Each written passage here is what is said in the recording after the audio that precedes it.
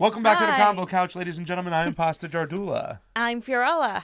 Sorry for stepping on your boots there, girl. You stepped on my boots? Well, I stepped on your line. You did.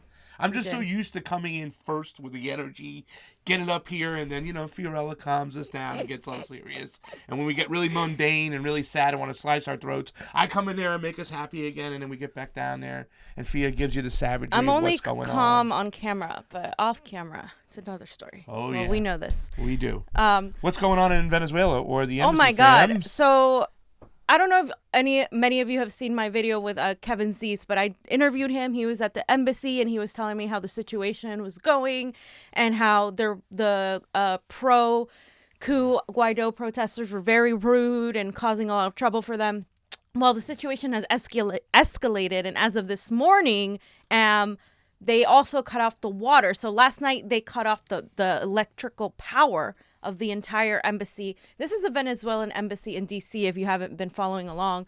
And basically, the Code Pink, the activist journalist, are all there trying to protect the embassy from being overtaken by the Guaido supporters, because in that sense, then they can come in and install their own mini little Venezuelan pro-Guaido government. And so they have, all these activists have been there, and they've been kind of protecting the peace, holding it down. They've been, with very low means, having very little food, water, etc. But they've been okay.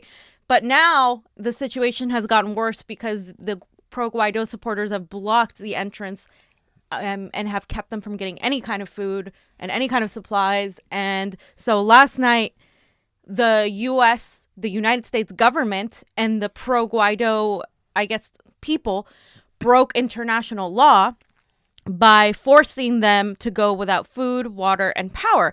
So the Secret Service and the police that were there have arrested the president of the Veterans for Peace National, Jerry Condon, for trying to get food in there. He actually was trying to get an actual cucumber there. And they arrested him for trying to get a cucumber. It's ridiculous. And not only did they say the cucumber was like a missile, they literally called it a missile. They actually beat him down and injured him pretty seriously. And if we have a picture of him, of what he looks like, he's this elderly veteran. Veterans for Peace shirt on, by the way. Yeah, look at his shirt. I mean, and the Secret Service did all this, and a journalist caught this entirely on video, by the way. So let's go ahead and start taking a look, because the most impactful thing about this whole thing are the videos that we have. So this is from Alex Rubenstein's Twitter. So you can see the beginning of that.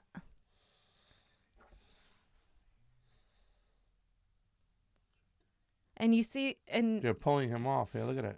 Do you see the sign that says illegal aliens?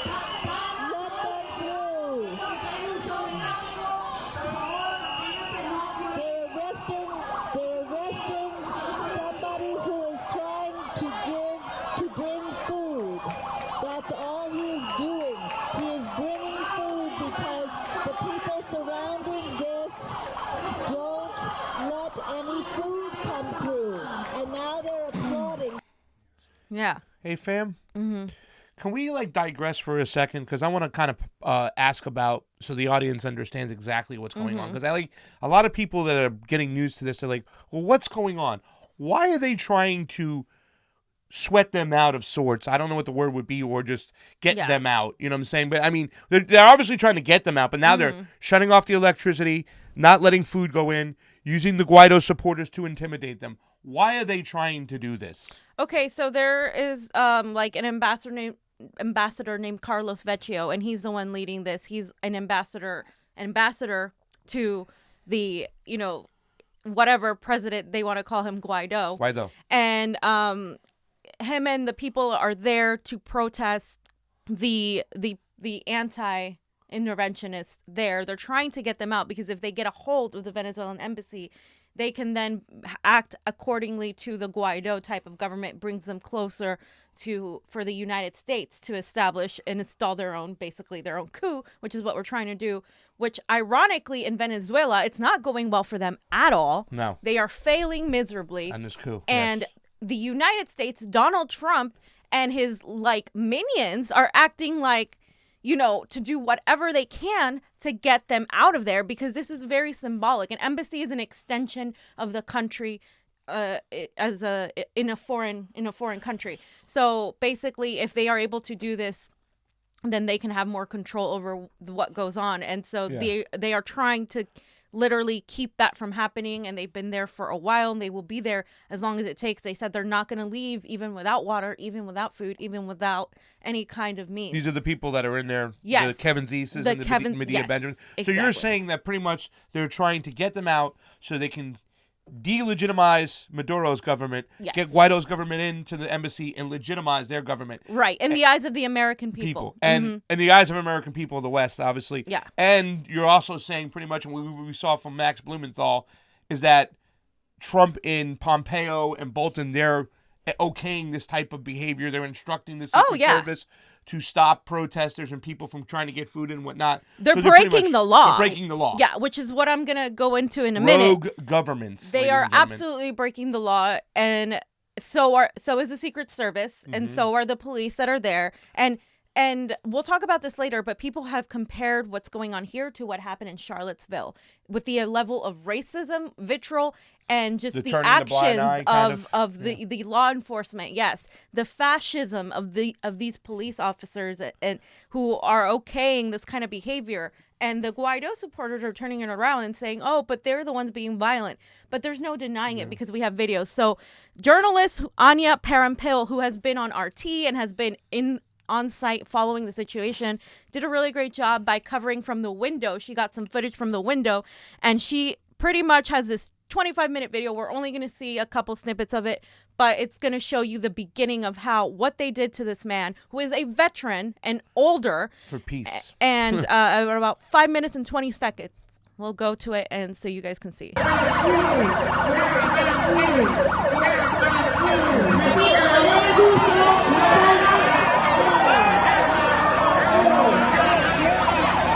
There they are attacking an old man.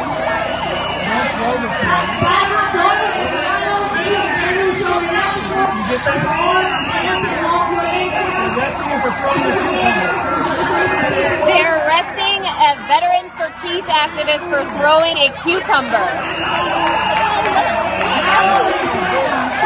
Oh my God!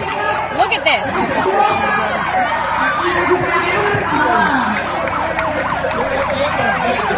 This is being live streamed right now. Secret Service, the world is watching. The world is watching. Look at that. Secret. Gentlemen, if you don't see this here and you're denying this, it's sad. Okay, he's trying to get food into a building for peace activists, and they're bringing him down, beating him down, making him bleed. I mean, he's got a Veterans for Peace shirt on. This is what we talk about when we talk about the fascism on the right. Okay, and this is it. And this is also being propelled by the left. This isn't just a right at work here. This is both the Democrats and the Republicans who are pushing for this, because there's many of the neoliberals, the New York Times, CNN, talking about how, we need to free Venezuela. And there's a whole other movement that's majorly made up of pro-capitalist Venezuelans who live here, who have no idea actually the intricacies of what's going on, because they don't even know. A lot of these people don't even know, because Latin America has really, really complex issues. But it all goes back to the fact that the United States intervenes and makes things 1,000 things worse for the people in the country in order to get them to support a pro-capitalist agenda. Wait a second, fam.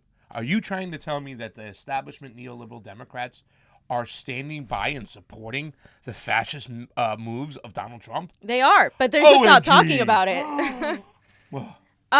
So we have a little bit more, because I want you to see this, because at about 9 minutes, and she starts getting really pissed, and she's really upset at what she's seeing, because she's seeing all of this live. She's seeing, this peaceful guy be attacked. And it's also propelled by the Guaido supporters, who are being protected by the Secret Service, kind of like in Charlottesville. Yeah. And they were very racist, too, by the way.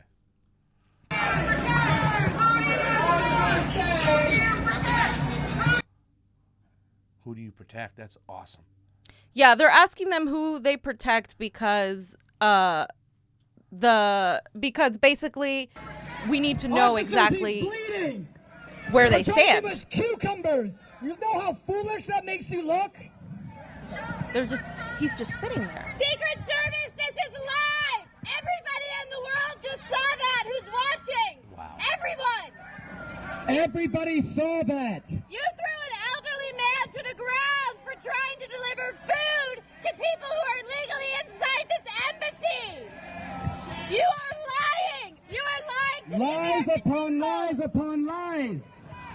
Secret Service, you are lying to the U.S. public who have called you repeatedly to ask if you will observe international law and allow for food to be delivered to this embassy. I am a reporter who just streamed everything you did to that man online. It will exist forever, and you will not be able to deny that you are violating international law any longer. You just threw a peace activist to the ground for trying to deliver a cucumber. That is the President of Veterans for Peace. The president. Are any of you veterans? I would like to ask you, Secret Service, are any of you veterans? Do you know what you've just done? Do you know that the U.S. public is watching you? Yeah, powerful. Anya, Powerful stuff. Anya, Parampill. great work, Anya. And Yeah. I mean, a lot of police officers are veterans too, as well. And man, Yeah, the they might be a lot yeah. of those, and it's like that idea of being a what is it? The stormtrooper, right? You're where do we draw the line between obedience and morality? Like where you need to, as a human being, be like, okay, maybe this is what I've been told to do, but maybe this is morally wrong. Maybe I should just step back. And it's one thing that we're all gonna come to terms with, I think, in the next couple years. And I wanted to. It makes me hurt right now because they could have just let him do that and say, okay, Yeah. stop it, and moved him away. It's not like I have to pull him down to the ground Yep. and start beating people. Yep, And I think everybody's got to see this stuff and understand where we're. Listen, we had a conversation as a family tonight, as a group, as a workplace, about where we are as state of humans in this world and what's going on. And everything around us seems to be coming to a tipping point, a boiling point. When I see this stuff over here, it's time to really take to the streets, fam. Oh, yeah. It's time to We really should fucking all take be- to the streets. But nobody's showing this. MSNBC, Nope. CNN, they're not going to talk Nope. about this because they don't want you to see this, because they want you to believe the fabricated narrative that they're trying to push so we can feel better about bringing democracy into Venezuela when we're actually doing the complete opposite of that. Yeah. And it's a hard pill to swallow, but you got to start swallowing it. Yeah. One of the Embassy Protection Collective members then actually called the ambulance. None of those people, the police or the Secret Service, called the ambulance. He's just sitting there for like 20 minutes, injured Bleeding, as hell. And finally, one of the people from the Embassy Collective called the ambulance. And then we have Kevin Cease, who we did an interview just a few days ago, and I'm so glad I did, because I knew that he was telling me. He was like, we're gonna be there, things might escalate, and they have. And so I'm glad I got to talk to him before. Yeah. I'm gonna try to talk to him again, but at about 12 minutes and 15 seconds we have Kevin Cease, who comes on as well. And if you don't know Kevin Zeese, you better know, because he can tell you everything about South and Central America. Go to his website. He's been on RT, Real News, Al Jazeera. He's been on everything. He'll tell you about Nicaragua, Honduras. Kevin Zeese. Sorry Now, about that. the U.S. public is watching. They are watching. Secret Service serves the rich. Who do you protect, Secret Service, and who do you serve? That's what I would like to know as a reporter who was assaulted by Carlos Vecchio's thugs for trying to ask a question. She was the day prior. Now we see the violence of their mob. Now you see the violence of this mob that the Secret Service has allowed to run roughshod over this embassy. No other embassy would be treated like this. Only Venezuela is treated like this. This is grotesque by the Secret Service. Do your job. You're required under international law to protect embassies, not enable mobs to attack them. Now you see the violence of this mob. They're violent. That's why they fled Venezuela, they'd be arrested there for the violence they've perpetrated in Venezuela as well. This is a criminal mob. You are allowing to control this embassy. You have to stop this siege. Do your job, Secret Service. Do your job. Secret Service, I am a reporter and I have a question. Would you allow this to take place at the Israeli embassy? Would you allow this to happen at the Saudi embassy? Why are you allowing this to happen at the Venezuelan embassy? Why? We're watching you. Yes, you looking at me right now. Your face is online. We saw all of you do that. We saw all of you beat an elderly man for trying to deliver a cucumber. How can that be described as anything other than cowardly? I'm a journalist. I'm looking for the words. What are the words I will use to describe? It's crazy. So they're trying to get him, Jerry, the guy, the Veterans for Peace president, for on top of resisting arrest, for breaking the law, they're trying to get him for assaulting a police officer, which makes the case a little bit more complicated. They could have released him a few hours, but because they put in that third charge right as they were arresting him, they said he was assaulting a police officer. I highly doubt that this elderly man who was attacked by like 8 of them was assaulting a police officer. This is how the law is really not there for the people. It is there for those who control the power. Yeah. And that's what we can't be okay with that. Yeah. I mean, terrible. Yeah. I love what Anya said about would you guys do this to the Israeli embassy? Absolutely. I love that point. Because they wouldn't. They wouldn't do this. Not to our friends who we supply with arms who are then doing whatever it is they want. And you're going to talk a little bit about that in a minute because that is a huge important part of what's happening here. Yeah. I mean, we're going to go back to we're looking at this Venezuelan coup that's taking place on live TV right now for the benefit of the rich, the 1%. We'll take a look at the last coup that happened in 2009 and the results and talk a little bit why. I mean, all we have to do is look back less than 10 years to see what happened in Honduras, what's happening there now. So, it's crazy. And this is right here, to me, this is the mic drop to those of you who thought that Donald Trump was going to be some Lone Star, wild, off the grid, off the map fucking president that was going to be against these non-interventionist wars like he campaigned when he was yelling at the Bushes for lying about Iraq. No, he's the same thing. He's a deep state hack pony, and what they're doing right now is disgusting. And they're going to do this, and so many poor and indigenous people are going to suffer because of it so that their friends on Wall Street and everywhere else, their lobbyist buddy, can make money.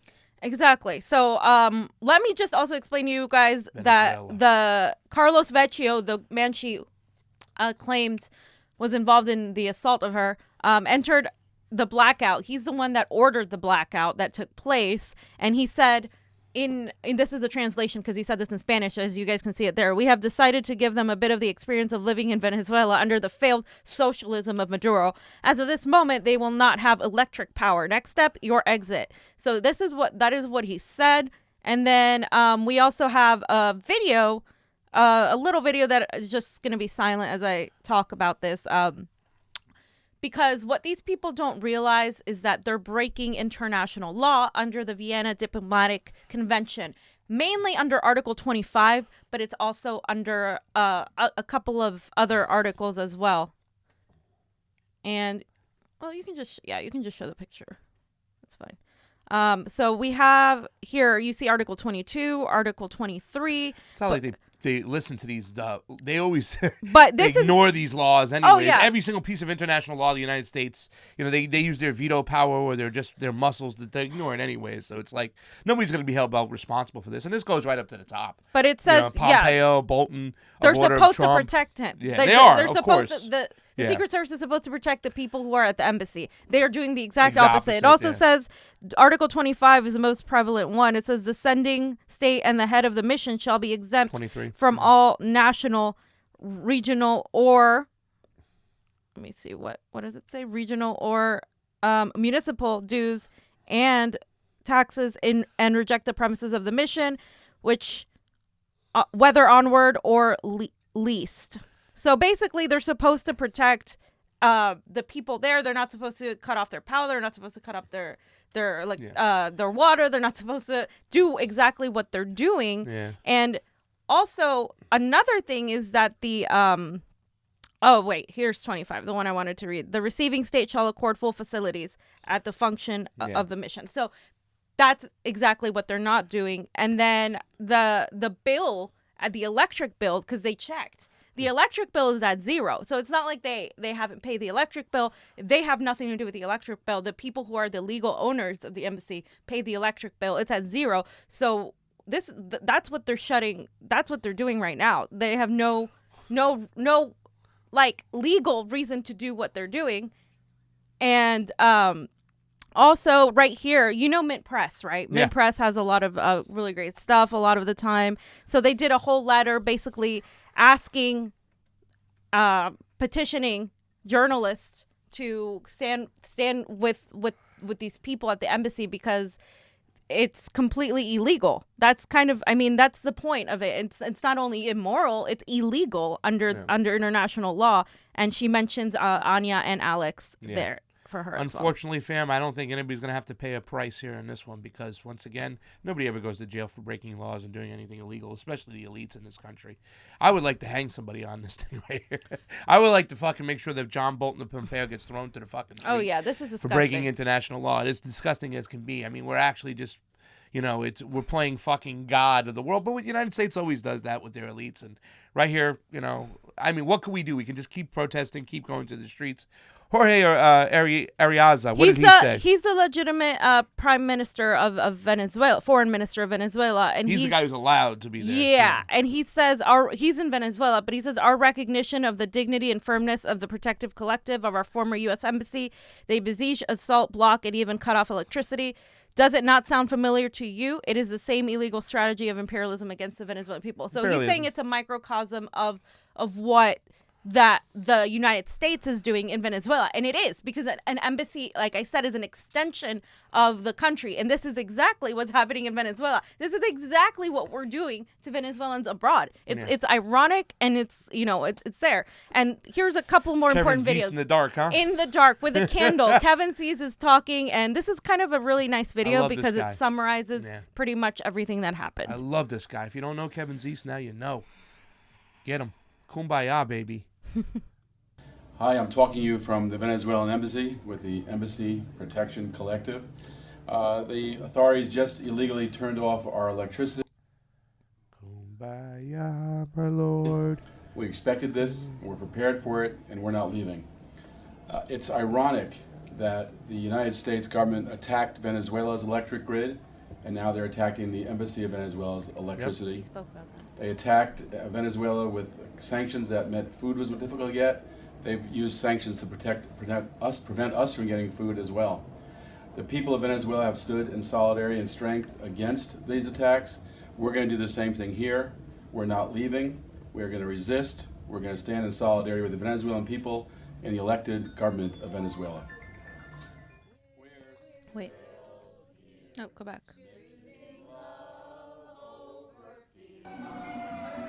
This just shows a little bit of summary of what happened. Oh, they're down there on the ground in the manhole cutting the electricity. Right. That's fucked up. So they caught them. They caught all of this on video.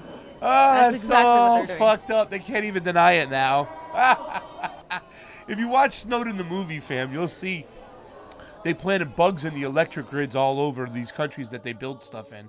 So Kevin Zeese talked about it. They cut the power in Venezuela, and once again, that's to destroy the country within. Our boy Ernesto gave me that book. I was looking at that book. Ooh, we have more stuff. Who's this? That is the Vecchio, the staff of the Vecchio.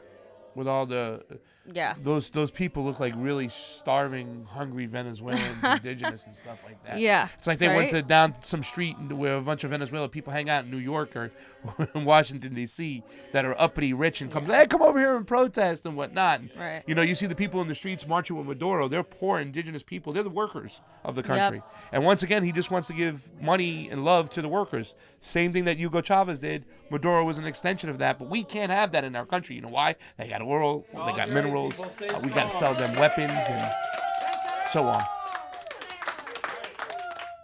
Yep. So it was kind of a little summary of everything. And then the last video I believe I have is that this young man talking about how what he witnessed, and he was one of the people that were supporting the embassy, people from the outside, because apart from the people that were on the inside, the embassy people had comrades that went in there in support on the sidelines. If you saw, they were standing there in solidarity, and one of them told his experience, said that it was extremely similar to what happened in Charlottesville. Ah. Last time you saw something like this? Last time I saw something like this was in Charlottesville, at least when it comes to the fact that I had a police officer a foot away last night watching me get beat, watching me be choked, and did nothing. The police did nothing while many of us were assaulted last night. And now to see the president of Veterans for Peace getting arrested and violently thrown to the ground by the police, that's just horrible to see. It shows that they, one, don't know what they're doing. They have no clear sense of direction on how to enforce a policy here. And it shows that they clearly support the opposite side and that they don't want a peaceful protest from either side. They want to see violence. Thank you so much. Ah, fam. And that's, and it's crazy. And just so you guys know what's going on in Venezuela, recently they arrested the vice president of Venezuela's National Assembly, Edgar Zambrano, for his participation in the recent failed coup attempt in Venezuela. And the mainstream media wants to show that Maduro is losing when actually that's not the case, because several people are going down for the coup that failed in Venezuela. And this is just a couple of pictures that we have from last night, put up by Alex and I think Code Pink and the people that were there. So we just have the embassy in the dark and just the people outside right there. So to summarize, the electricity has been cut off for the entire building. They also cut off the water supply. The multiple peace activists were assaulted and arrested. The opposition has blocked food and supplies from getting there. And the federal agents and police outside supporting the coup are breaking the law. Yeah. So I didn't think a lot of people saw this coming right now. They didn't think about this. We were so concentrated on Venezuela. We didn't think what was going to happen in our own backyard in the embassy. Mm-hmm. And then all shit is broken loose. But it's great to see people like Kevin Z's, Medea Benjamin show up to protect that gentleman from the Veterans for Peace, the president. Mm-hmm. I am sorry that you had to experience that, but we will not forget that. We will stand in solidarity. And if there's any way we can help out your program, your group, your cause, just let us know, and we'll be there because we're all about peace. And I think a lot of there's a couple people that are going to be doing fundraisers. I know Carlos Martinez was talking about something, and they're I'm not going to show it because it's in Spanish, but there's videos of people in Venezuela literally saying, "We stand with you, we support you. Thank you for doing this.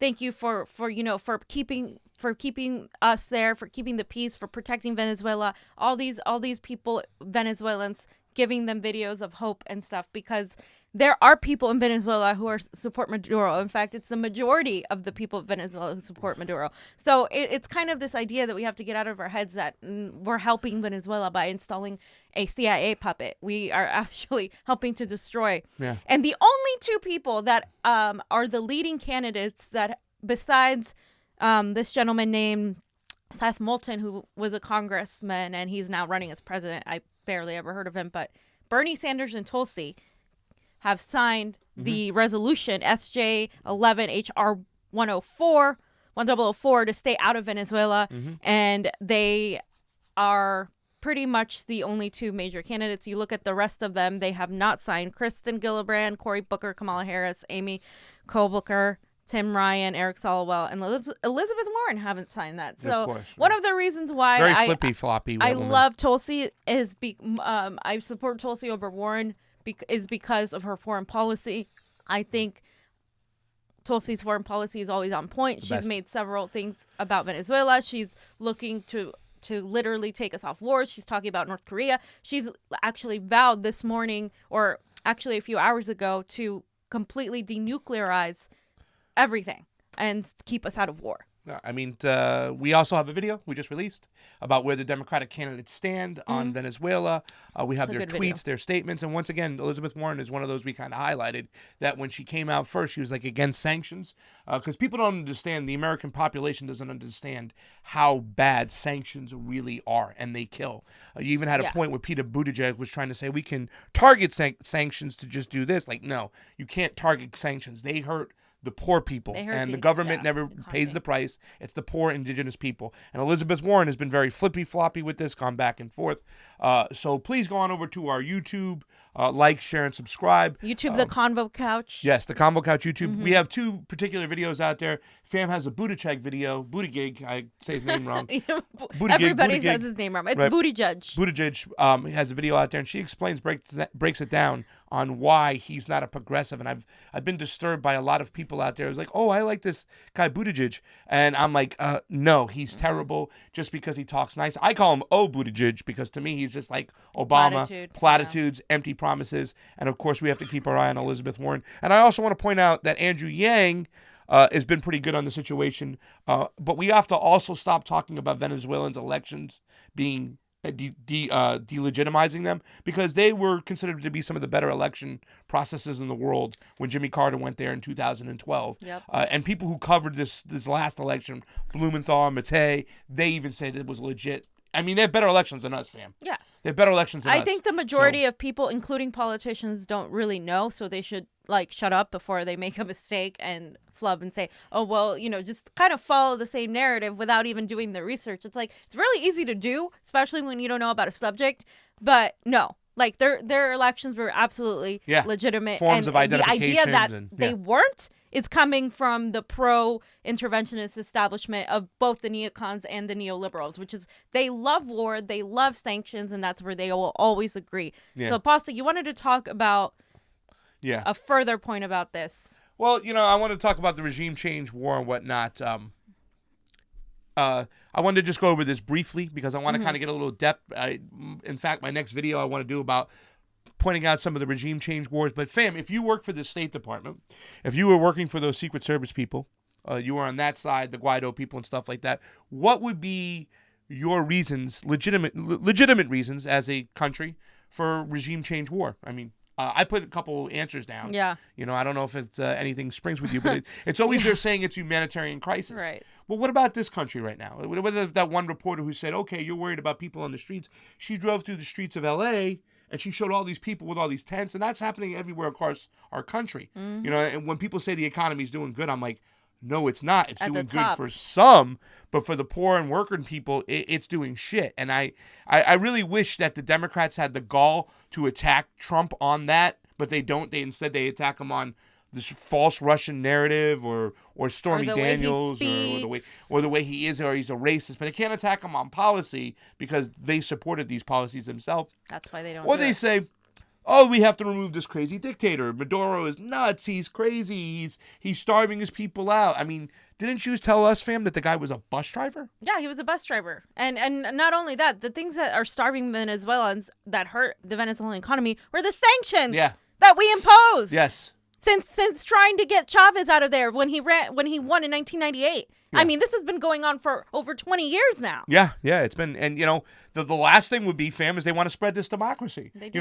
We got to spread the democracy. Back in the days when, I mean, I'm going to go into something right now. We're going to talk about Guatemala. Well, Eisenhower removed the president of Guatemala years ago in 1954 because the elites in Guatemala, Honduras, and El Salvador, which we call the North Triangle, wanted their resources, fam. Because that's the number one real reason, as we start off with. In my video, we talk about Venezuela. What does Venezuela have that is the biggest in the world, fam?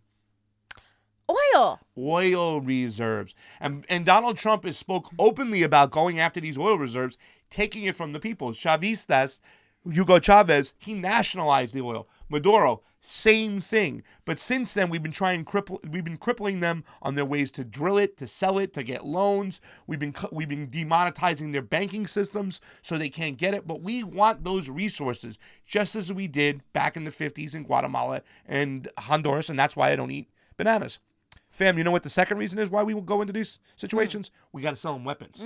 Once we take over their government, once we have our puppet in, we can cause him to, not only he's going to fight his own people, but we can get him to sell weapons to him. And we can force those countries into contracts, long-term contracts with us, with Israel, our partners, with England, with France, these group of people who are going to make sure that we're going to extract more money from the Honduranian people, like we did in 2009, because we're going to have to sell them guns. Oh, side note on that, Guaido said recently that he wants to amend things with Israel.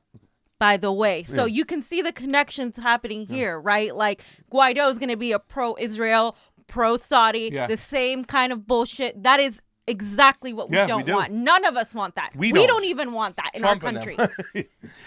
They Trump, want it. Trump and the neoliberals want Yeah. that, but we don't want want that. it. It's not good for us. It's not good for He's anybody. even said that he's going to take away the oil. He's going to start privatizing the oil. Right away, Guaido has said that. And Guaido is educated in the States. The people of Venezuela don't even know him, and they're trying to put this guy in. This is fucking disgusting shit. But number 3, fam, that's the reason when we sit in this room, we talk about this. A big reason why they don't want a socialistic government or a socialistic president succeeding is because they don't want us to see social mobility in these countries. Right. We're going to talk about Manuel Zelaya in a second. I'm going to show you some reasons whether it be us to take, and we're going to go over them quickly, taking the resources, selling weapons, and then the third one is, stopping social mobility. Because once these leaders get in, you know what they want to do, fam? They want to give free education. They want to give free health care.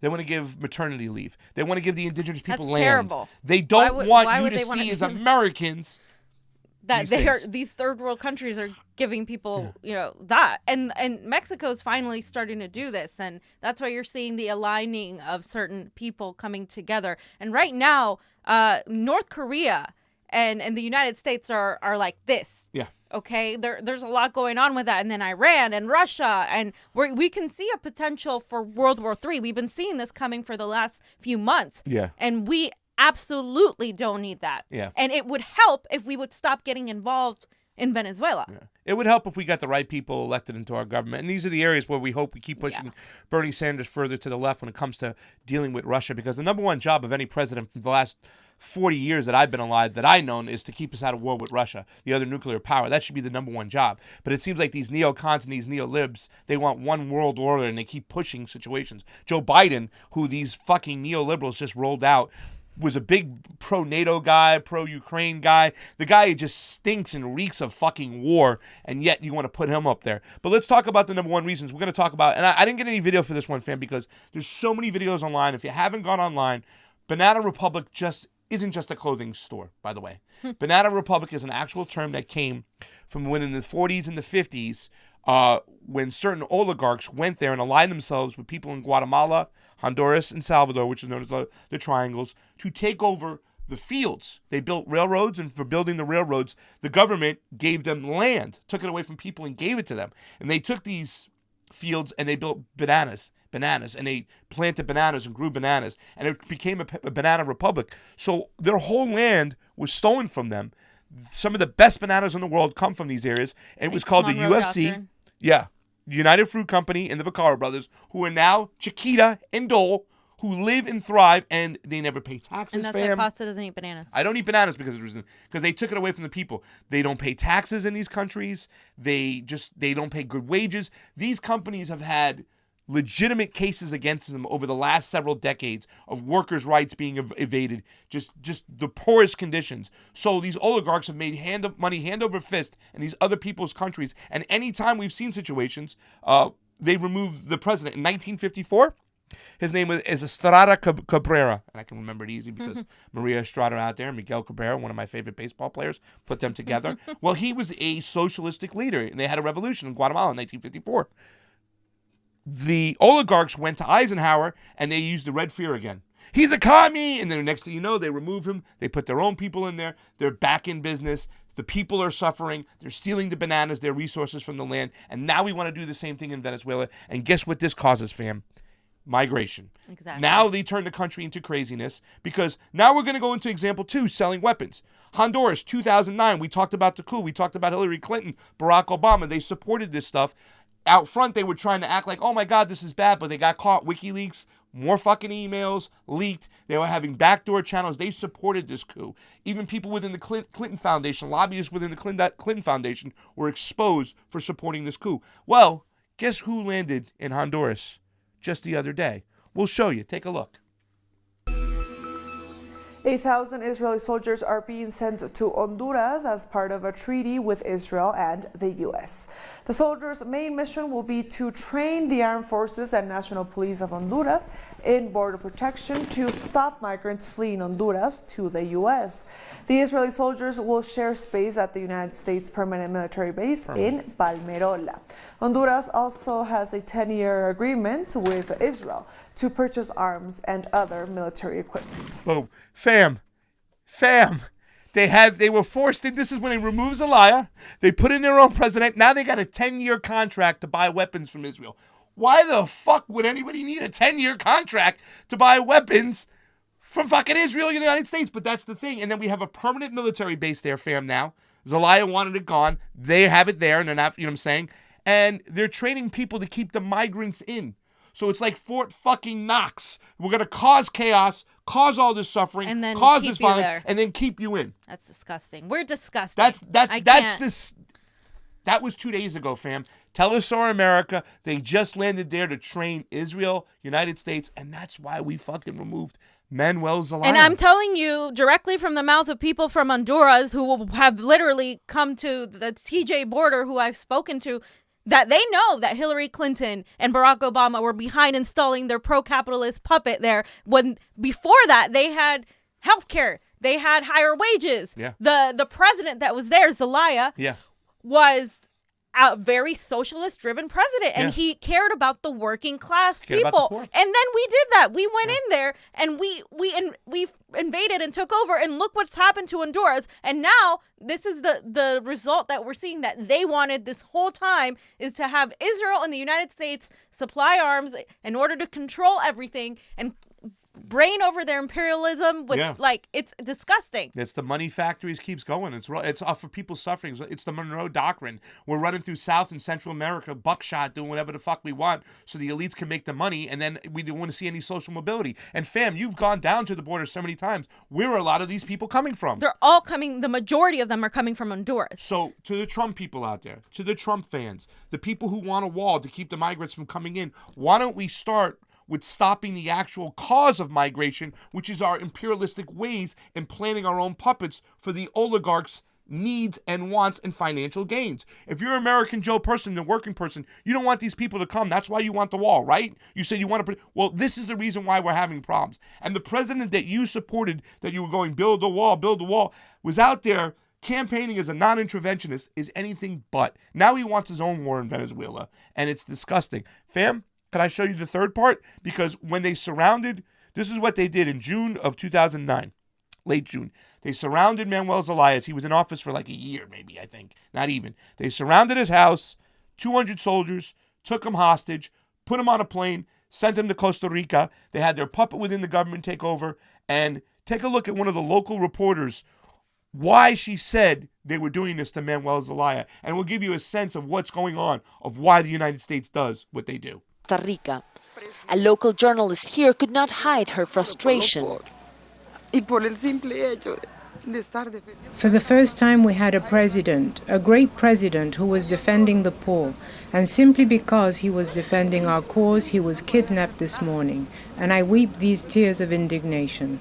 After arriving in Costa Rica, Zelaya told his supporters they should protest in peace, while insisting he remained the rightful president of Honduras. I asked them to keep calm, but at the same time to defend the rights of society. If we ourselves cannot defend the rights of society, I call for a peaceful resistance without violence. I asked them to seek civil disobedience in a non-violent way, so that they demand the usurpers respect Honduras' democracy. Right there. Late in the and that day, was fam after they fucking surrounded his house, M14s, which is an American weapon sold at him, because M14 surrounding his house, took him hostage, put him on a plane, and sent him to Costa Rica, stripping him of his position. And what does he do? Peace advocate. People, please go out there, peacefully protest. This is the person they put in. These are the people we inspire, the Manuel Zelayas, the Hugo Chavez's, who want to help the poor. Maduro, who's doing that, and don't think anything different, okay? And yet, we keep removing these people left and right. Our government, fam, when are we going to wake up and smell the fucking coffee and say blame enough them. is enough? We blame these people. We call them violent. We call them thugs. We say they're gang members, all of them. No, that's not true. We are the thugs. Yeah. We are the gang members. Yes. We are the ones, the criminals going in there. The mafia. And every single person right now needs to go and find a way to protest Venezuela, because that is exactly what's going to happen to Venezuela if we let Donald Trump, the neocons and the neoliberals who are all pushing for war, all in agreement for fucking once.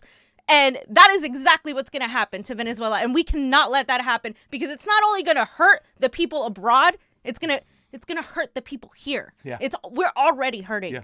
And all of our money is going into these wars. Yeah. And we need that to stop once and for all. And who we elect as president needs to be completely anti-interventionist, anti-regime change. And that is why I support only 2 people who are like on that train. And that's that, because this is such a big issue for us.